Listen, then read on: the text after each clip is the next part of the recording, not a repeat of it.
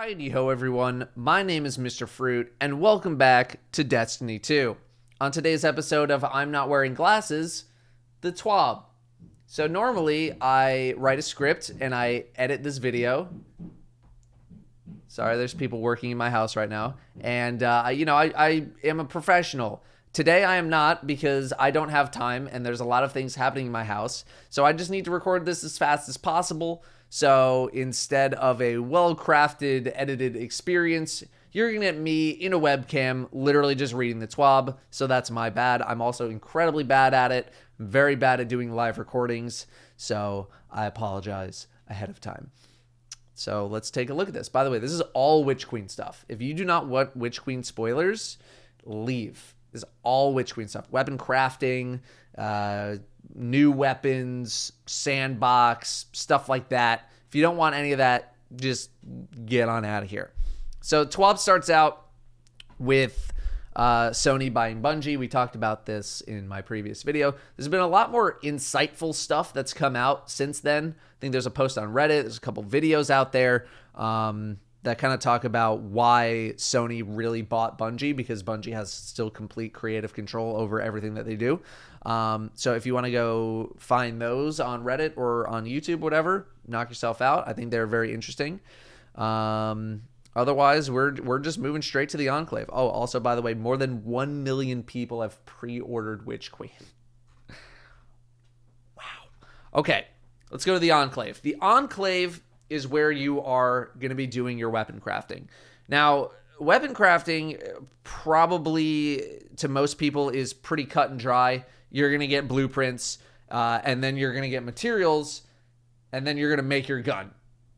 And that's basically how it works. You're going to go into the Enclave with some plans and some materials, and you're going to make your guns. We're going to start out pretty early in the Witch Queen, going to this location and getting familiar with the ins and outs of weapon crafting. Apparently, the first and second missions of the Witch Queen are free, and this is where everyone's going to get the deep sight ability and kind of be introduced to this area. The first thing you're going to make is a glaive, kind of makes sense, and they're going to give you a whole bunch of materials and just be like, here you go, here's how you make a weapon, here's all the materials, okay, you've did it, you've done it, now let's go look for some more blueprints and patterns. I think they're called patterns, and go get some more materials, and you'll be able to make a whole bunch of guns. Pretty simple concept, right? Not too complex. There's going to be a subset of weapons and archetypes that are available from the start, and then they're going to add more and more as time goes on. So, again, you need to go find patterns, aka blueprints. Patterns are found through quest completions. They are found through various gameplay objectives, whatever they might end up being. And then once you get the pattern, you can go make the gun at any point. Here's where things get a little more interesting. What about perks, right? That's really the bread and butter of guns, is perks. So how do you get perks? Well, randomly rolled weapons throughout the game have a chance to drop with the new ability, Deep Sight Resonance. So it's going to look like this. And essentially what this is as you attune the weapon, which is through activity completions and using the gun, this meter will fill up to 100%. When it fills up to 100%, you're essentially able to take the essence of a perk in a gun and you rip it out, and then you throw it at the Enclave, and now the Enclave can take that perk and put it into other guns that accept that perk. For example, Rampage is probably going to be able to go on most guns, right? It's a pretty common perk. It's a very good perk. Something like Chain Reaction, however, that's probably not going to be able to go on every single gun, right? So certain perks can go on certain guns, but after you extract a perk, Bungie calls them traits. I'm going to be calling that trait, perk. It's kind of the same thing. As soon as you take that trait out of a gun and throw it in the Enclave, it can duplicate that perk and put it on anything that you want to put it on. So that's how that works. Again, not the craziest concept in the world. Pretty simple to understand, so that's pretty neat. Now, leveling your guns. This is where you're going to be able to unlock more options for your guns. Stat boosts. As you can see here, you can change the frame of your auto rifle, for example, or maybe your pulse rifle, your scout rifle, whatever you want to use. You're going to be able to change the frame, change other things as well as you level the gun up. The more you use the gun, the faster you will level the gun, Again, not a mind-blowing concept here. You'll get enhanced stats and traits when you're reaching higher levels, and you get slight bonuses to your guns. They want you to invest in your weapons, and they're going to give you benefits far beyond what masterworking could offer in the past. Now, granted, the orb generation of masterworking is pretty strong, but everything else related to masterworking, not super crazy. It was literally just like that small stat boost on a gun. So I'm very interested here. I'm very interested in this screen, right? Leveling our guns, crafting our guns.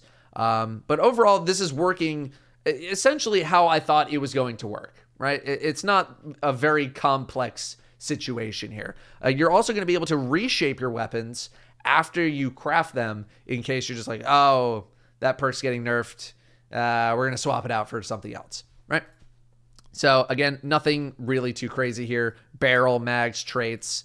So you're not completely locked in to a specific perk or archetype or anything like that, which I think people are going to appreciate. I can't imagine how many people were going to be like, I have to craft so many different guns for so many different archetypes, and it's just a huge nonsense, or a huge amount of nonsense, and I just don't want to deal with it. So very good that you can switch your everything, really. So yeah, a whole little teaser of different things. Mementos seem to be some sort of like ornament kind of a deal. So it's an appearance customization, activity specific tracker. So at launch, one weapon memento will be available for players to earn from Gambit. I guess Bungie really wants people to get into Gambit with whatever they're doing to it in Season 16. So you'll get a Gambit-themed appearance and tracker. Level it up, level your weapon up to max, and go apply it. More of these are going to come through Trials and Grandmaster Nightfall. I think people are more open to that. And there's going to be more down the line. And they are also excited to introduce a new endgame rarity cosmetic item for players to chase as they build out their new arsenal of weaponry. Okay.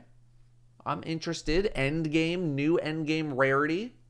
I'm interested. Exotic crafting. You're not just going to be able to make legendaries. You're going to be able to make exotics. And by exotics, I mean like 4 of them. And 3 of them are the class-specific glaives. You're also going to have the exotic SMG once you find all of those patterns. So legendaries, you pretty much have free reign over legendaries. Exotics, not as much, because they kind of already have they have a defined identity, right? They have a thing that they do. So you can't really mess with that too much, but like barrels, stocks, some of those minor perks, those are the things that you can mess with. Apparently, you can also mess with the profile of the weapon as well. You can make it a long-range weapon, short-range, up close and personal kind of a deal. You can kind of tweak those things, but it's not like you're going to be able to take, perks from exotics and throwing them onto other exotics. I don't really foresee that happening or anything like that, at least not right now while the system is still new. So that is your preview for weapon crafting. Thoughts on that? Yeah, it looks very neat. Really want to see how it plays out in game. People have been asking this for a long time.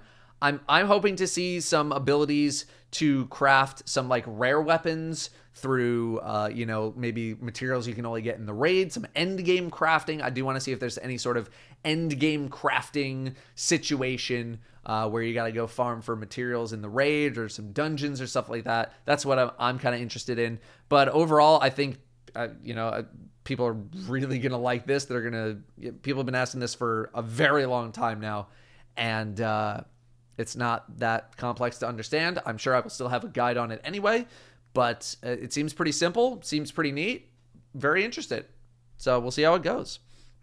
Now we talk about a bunch of other guns. So we start out here. I haven't read too much of this. Like the weapon crafting is what I wanted to get familiar with. Everything down here I'm not the most familiar with, just because I wanted to surprise myself.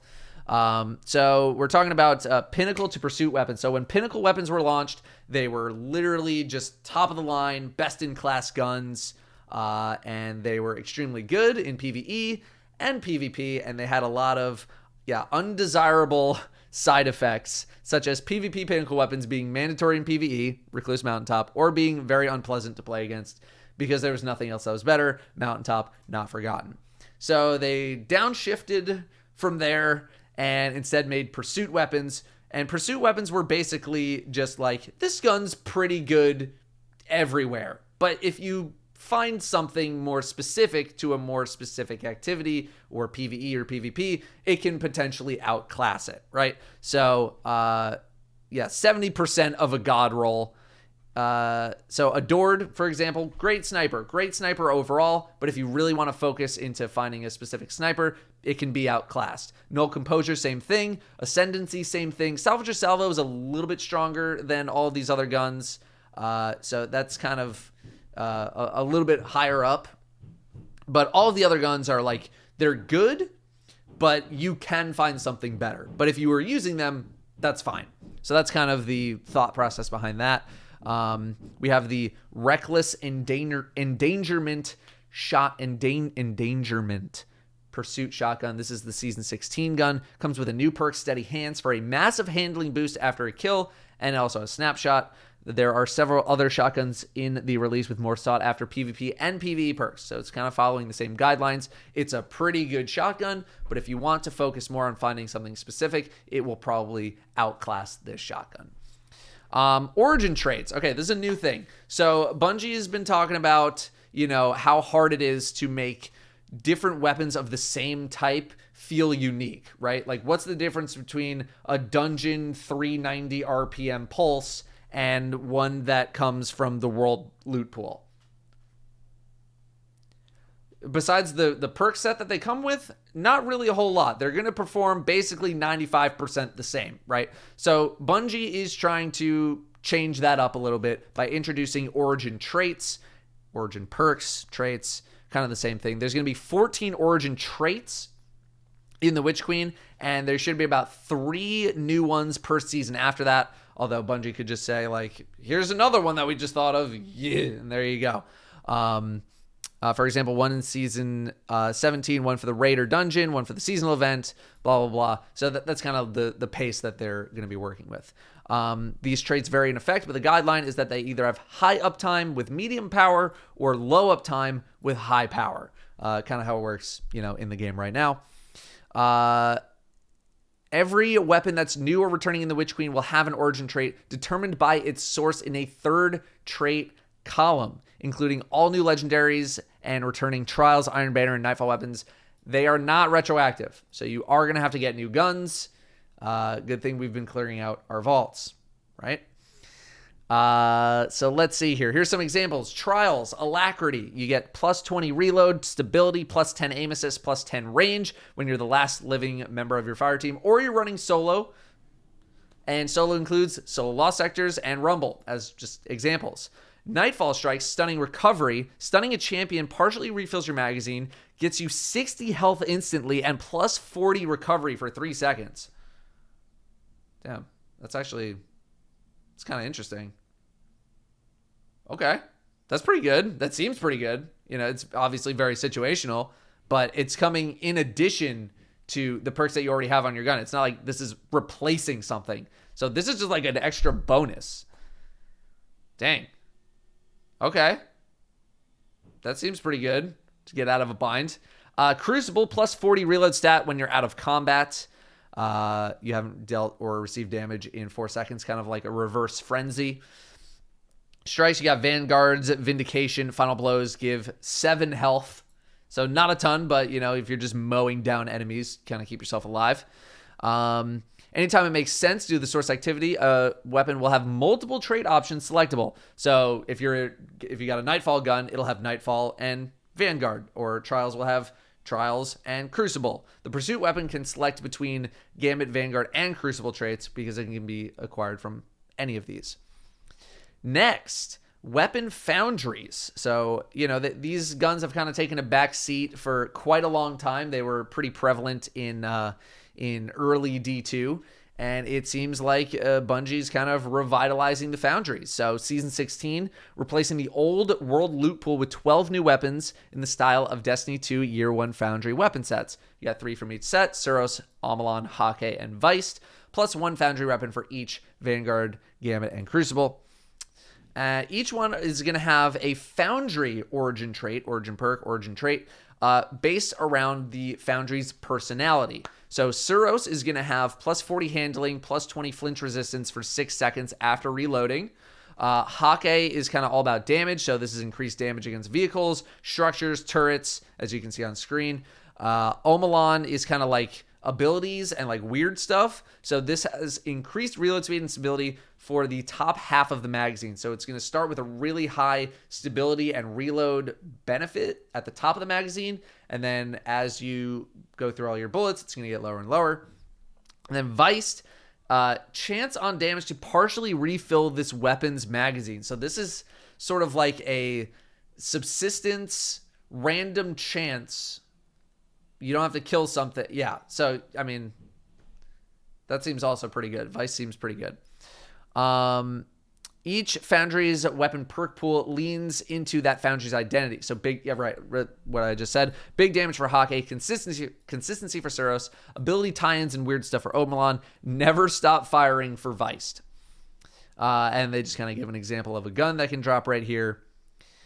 And okay, so yeah, they're trying to bring back the Foundries there. There's some guns. And here's some guns here.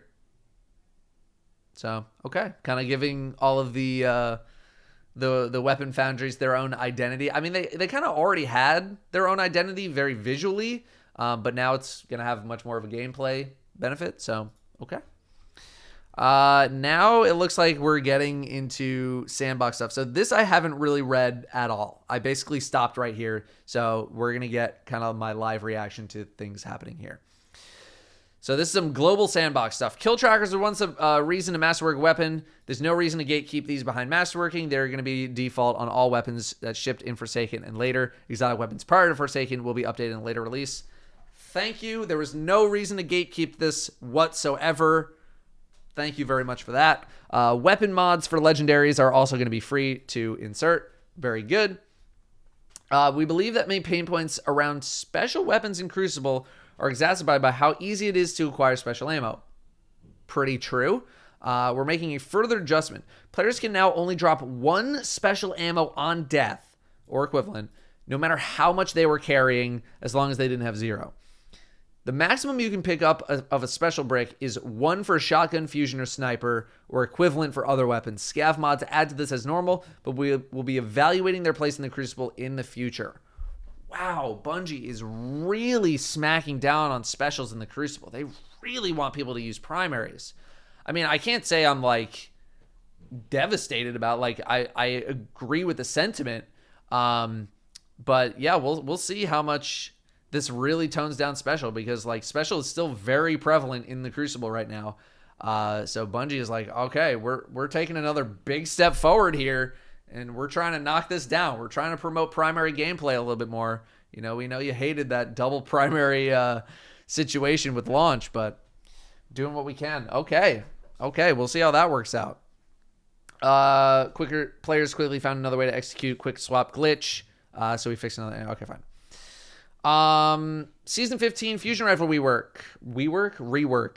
High impact fusions are hurting. Yeah, that completely makes sense. I literally have not been seeing anyone use high impact fusions at all. So it looks like they are buffing high impacts. Increased high impact fusion damage from 62 to 64 in PvP, and the PvE bonus damage is increased from 15 to 20%, so they're getting another 5% there. 62 to 64. 64 times 3 is 192, which is enough damage to kill a fair amount of people in PvP. 62 times 3, as it is right now, is 186, which is enough to kill basically, people at 0 or 1 resilience, 2 resilience, maybe something like that. So yeah, that's actually quite impactful. So you need 1 fewer bolt to hit, potentially, to get a kill, which for high impacts is, it's a pretty big deal. That's a pretty big deal. So we'll see how they end up working out in PvP. Again, PvP, not exactly my department. That is upstairs. But yeah, that seems quite potent. This maybe not as much. You can kind of get away with just still using the fast rate of fire fusions because they crank out a lot more DPS, and DPS tends to be much more important than total damage overall in most PvE situations. But, you know, something's better than nothing. So I would like to have more options if possible. We like that the crowd control capabilities of breach grenade launches in PvE have taken off, but there's not a meaningful trade-off for the utility. I can see where this is going. Reduced blinding and concussion grenade damage by 25%. Understandable. What I would like is more options, but I think we'll get that in Season 16. The problem right now with the past couple of seasons is that primaries have basically taken a back seat to grenade launchers and fusions, right? You use your primary weapon to stun something, and then you swap to a grenade launcher or a fusion rifle, Season 14, Season 15, in order to actually deal damage, right? So the kinetic slot right now, besides Arbalest and besides blinding GLs, is incredibly weak, right? The only thing you really have are like snipers, which are not that, like they're not really dealing that much damage. Or are they actually dealing the fair amount of damage and fusions are just dealing insane amounts of damage, right? It just feels like snipers are so pathetic right now because fusions just nuke everything so well. So what I want to see are more options in that kinetic slot for endgame activities because the special slot is stacked, but the kinetic slot is really not, especially because you're also limited by what anti-champion capabilities you have that season. Next season, we're going to have scout rifles, so that kinetic slot's going to be a little more viable, right? Servant Leader, not Vision of Confluence, Servant Leader, Night Watch, you know, those are two strong scout rifles. But yeah, I want to see more options because currently it's blinding GL, a crappy sniper, or Arbalest, which Arbalest just kicks the crap out of everything. So I just want to see some more options, and hopefully we don't see any more, you know, super crazy mods that just defeats the purpose of primaries. Sorry, I harped on that for way too long. We'll move on. Rocket launcher subfamilies have lacked meaningful differences for a while now. Yep, very true. Damage adjustment by subfamily. Precision's getting a little bit less. High impact staying the same. Adaptive and aggressive are 1.05x. So not huge changes. Not huge. Precision's getting free tracking. You get a little less damage for that reliability of the tracking. Okay. But this is not hugely substantial, at least at first glance. So that's okay. That's fine. Okay, here's where I really am completely blind to these patch notes. Took a big swing at sniper rifle aim assist based on zoom beyond light. I've been seeing this play out in revisiting the tuning on zoom based. Low zoom snipers got more of an aim assist reduction. Yep. High zoom snipers are getting some pretty silly headshots right now. Okay, so I don't really use high zoom snipers. So this is purely just Bungie making a tuning pass. I don't really have a whole lot of input because I don't use high zoom snipers whatsoever. So, okay. You probably go to a PvP person for that one. But pulse rifles taking slightly too long to kill red bar enemies in PvE, buffing their damage against minor targets by 10%. But if you want exotic pulses to feel better at this, oh boy, keep reading. You know, I Outbreak Perfected is just fun gun. Okay, what do we got? Exotic weapons. Exotic primary weapons and trace rifles aren't sufficiently stronger than legendaries for them to be worth bringing to hard PvE content. Very true, particularly against miners. Very true. Note that this change applies to all exotics that use primary ammo and includes most secondary effects like perk-triggered explosions.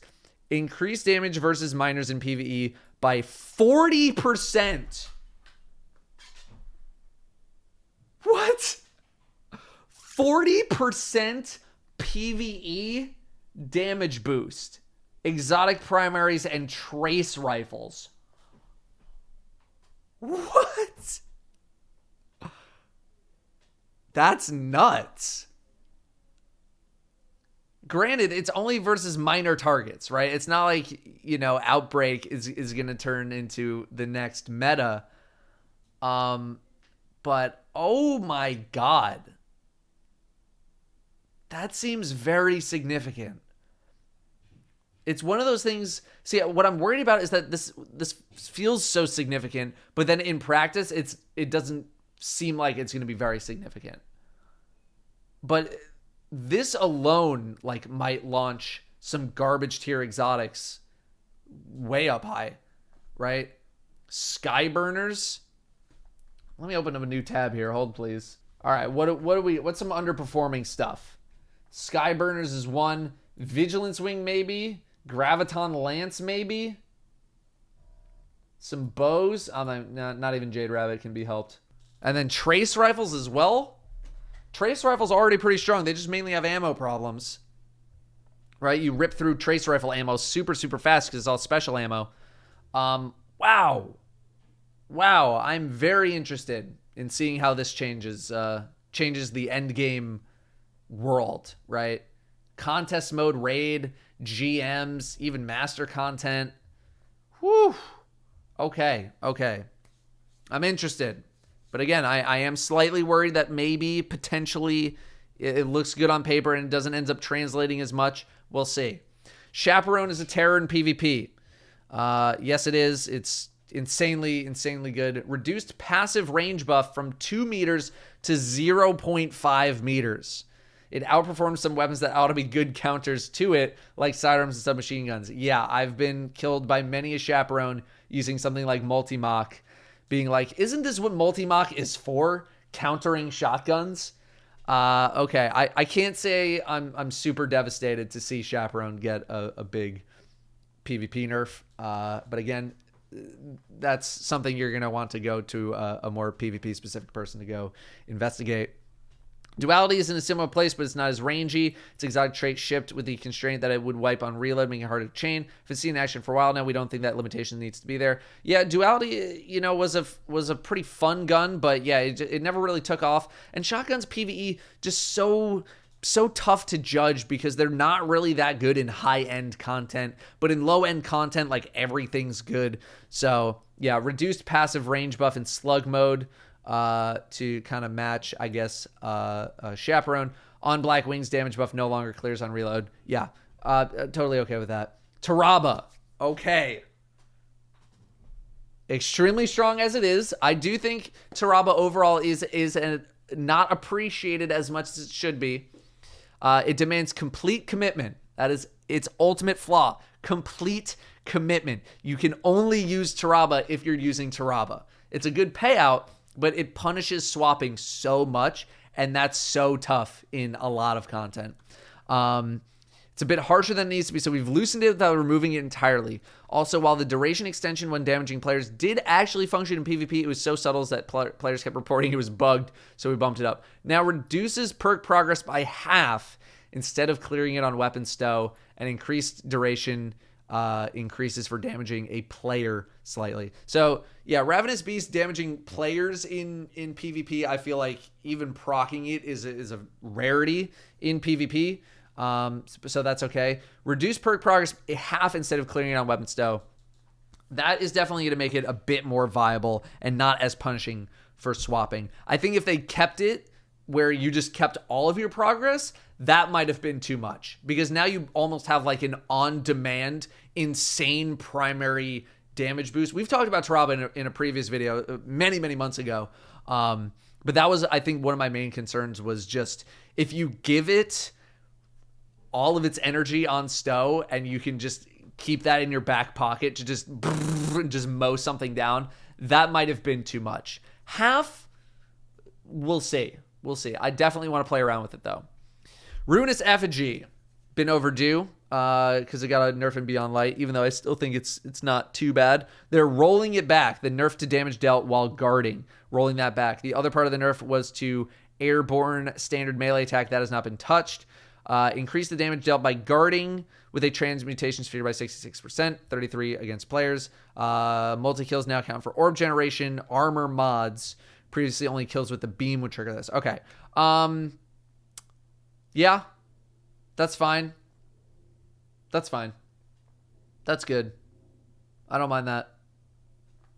I don't think anyone's going to mind that. Ruinous Effigy, like the orbs I think are still very good. But I don't think anyone's going to be sad about Ruinous Effigy getting rebuffed at all. I'm kind of the same way. Luminous stats just don't compare with other 140 RPM adaptive hand cannons, and its use is reflective of that. So we're updating these alongside some of the legendary hand cannons that also used to be 150 RPM. Increased range stat from 44 to 59. Base stability 46 to 56. Sorry, Thorn fans. Thorn is already strong and popular, and a similar buff would turn it into a monster in PvP. Yeah, that's pretty true. Yeah, Lumina's stats are definitely not great, and that's partly probably because of its exotic perk. But Lumina is not a problem child exotic. It's not creating issues. So making it so the gun itself is actually, viable, not a bad thing whatsoever. So that's good. Yeah, buffs for Lumina, very good. Oh boy, Agriceptor. Initial implementation used super regeneration scalars, okay, which had very weird effects and activities that also had scalars, so we've rebuilt it to turn off regeneration while active and have implemented a slower drain using a different method. Fix being able to activate or continue using empowered mode while suppressed or stasis encased, okay. Used to modify super recharge rate, now freezes super recharge and deducts super directly, fixing several issues with activities that change charge rate and outliers for recharge based on analytics. Oh my god. Super should now drain more slowly while empowered. Okay, I feel like this is the line that most people really need to know right here. All of this is like, this is easy to understand, but here is like, what? So, okay. Super should drain more slowly while empowered. This seems like a buff, but there's a lot of big words here that while I'm trying to comprehend it live, I'm having a difficult time doing. So I'll come back to this, but this seems good. Am I crazy? That's a good thing. That seems like a buff for a gun that's already really good.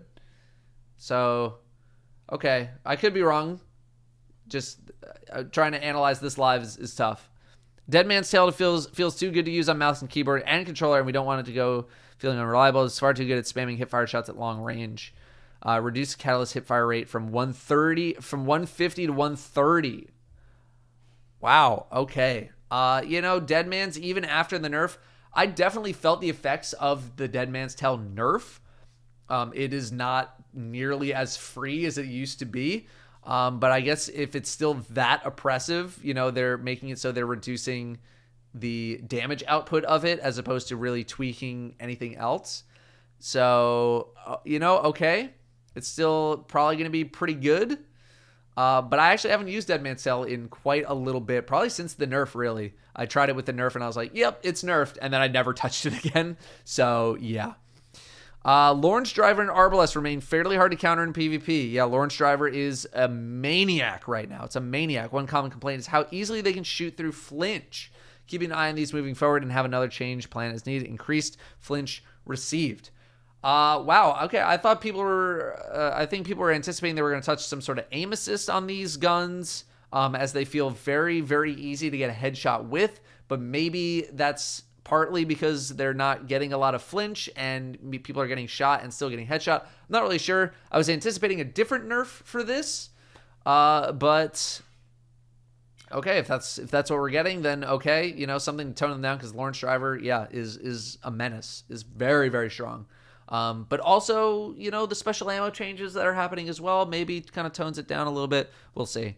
In Forerunner's ammo economy was fairly conservative when we shipped 30th anniversary, but having to benefit from getting a little more ammo per brick. Increased ammo pickup from a special brick from 2 to 3 and from 4 to 5 with a scavenger mod. Haven't used Forerunner. I just got the Catalyst. Have not used it in PvP just yet. But if Bungie's actually buffing this in a situation where they're toning down special ammo, it must have been a problem. And yeah, 2 to 3. I mean, you need 3 shots to even get a kill with it, so only getting 2 is, yeah. Ugh.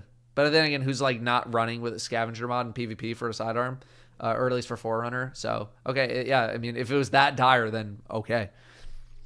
Several legendary weapons have out-of-band stats, either to the benefit, detriment, or a bit of both. Fusion caps are still around. This okay because they would cycle out, but now weapons remain viable indefinitely, and the solution is to adjust the outliers to be in band.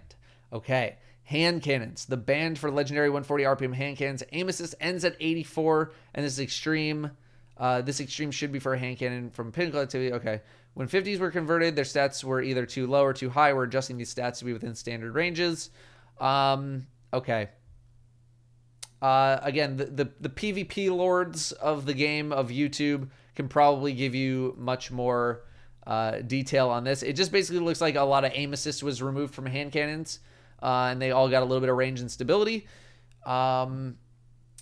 You know, I use a hand cannon fairly frequently in PvP, but I'm not enough of an aficionado to tell you how much -8 aim assist on Jack, Queen, King 3 of all things is really going to affect the meta landscape of PvP. I'm going to guess not that much. Spare rations -9 might feel a little more noticeable. I'll let the PvP heads talk about that.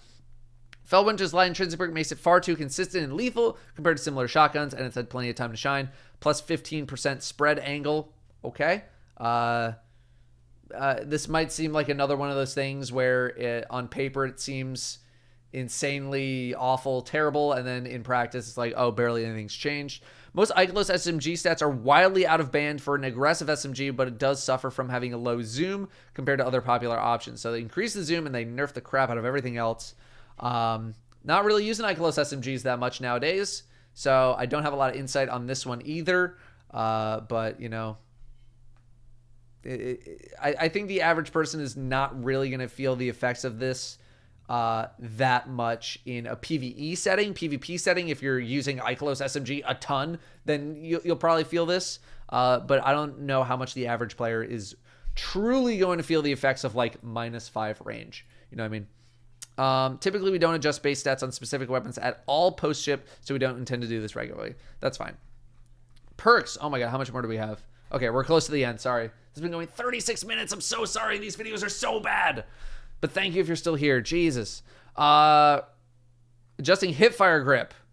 We want players to be able to choose to build into hip firing more easily.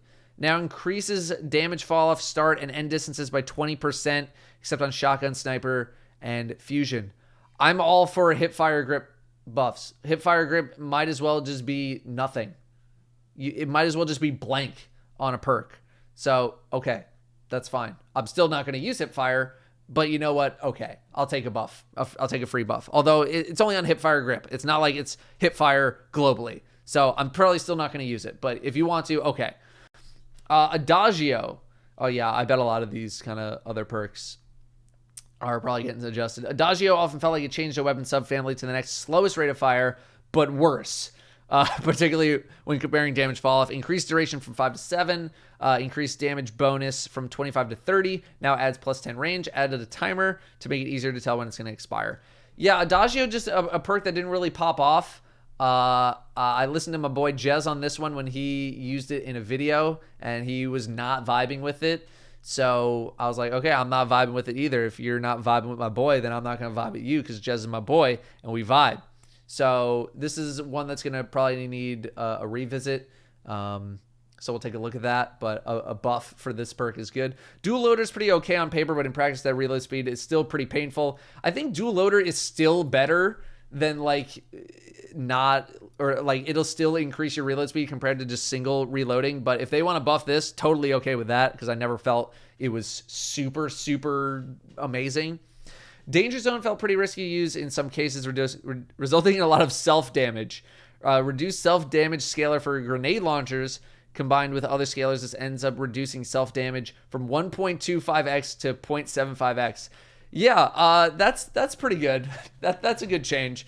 I'm not a huge fan of perks that require you to be in danger in order for them to be effective. And Danger Zone was definitely one of those. Why would you ever want to use a grenade launcher where there's enemies very close to you or right in your face? You wouldn't. So that's a good change.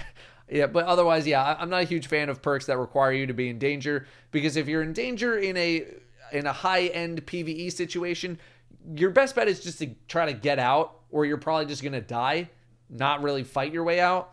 And if you're in a low-tier situation, who cares? You can literally just punch everything to death and everything will die. Tap the Trigger is the meta-breaking perk on a particular fusion rifle. Gee, I wonder which one. I think it's main ingredient. When stacked with other elements of this role, it makes fusion rifles too stable, so much that we stopped putting it on fusion rifles, then Squid Face sold it a few times. Yeah, that's main ingredient. With this change, we believe it's still quite a strong perk without it being overpowered, so it's likely to appear on fusion rifles in the future. We did try reducing stability from plus 40 to plus 20, but playtested this. The difference wasn't perceptible. Yeah, see, like, yeah, even these minor stat adjustments, like if Bungie can't feel these slight stat adjustments, is the average player really going to feel them, right? You got to be top of the top to feel these. Anyway, that's a side thing. Reduced stability bonus from plus 40 to plus 10. Changed recoil. Max recoil angle scale from 0.5 to 0.875. Tap the trigger got nerfed. It's not as good. That's what you need to know. Okay. Headseeker didn't work as intended on aggressive burst pulse rifles because the buff duration was too short. Sacred Province, the only viable pulse that benefits from this in Season 16, although there is a pulse in the season, doesn't roll Headseeker. Extended buff duration from 0.17 to 0.3. I don't like Headseeker at all. If you use Headseeker, great. I don't like Headseeker. I don't like it at all. I'd rather use something else. But it got buffed. So there you go for you 14 Headseeker users out there. Eager Edge. It's a lot of fun to use, and it can do some mind-blowing, environment-breaking things.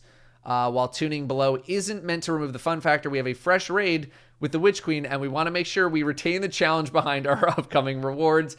Breaking out of maps can be fun, but it can remove the prestige and value of a given item or experience. Reduce lunge range benefit while airborne by 25%. Now caps maximum player airborne velocity to a fairly high value when active. Yeah, okay. So this is a... Look, please don't break the raid. Nerf. That's what this is for, I imagine, given the context, which I am okay with. As if we're preserving the integrity of the world first race and all we got to do is make an adjustment to this, that is fine with me. Yeah, that's totally fine. Occasionally we'll shelve perks because they're not working for some reason, too strong or too weak. This means we won't put them on weapons in the future unless we change the perk. In many cases, we'd rather put design work into new perks than old ones, but there's a whole perks section here. These perks are being shelved. Some have been shelved for a while. Bottomless Grief and Celerity. Yeah, neither of these really took off. If they were in addition to perks instead of having to choose them, they'd be nice. But yeah, never really took off. Underdog.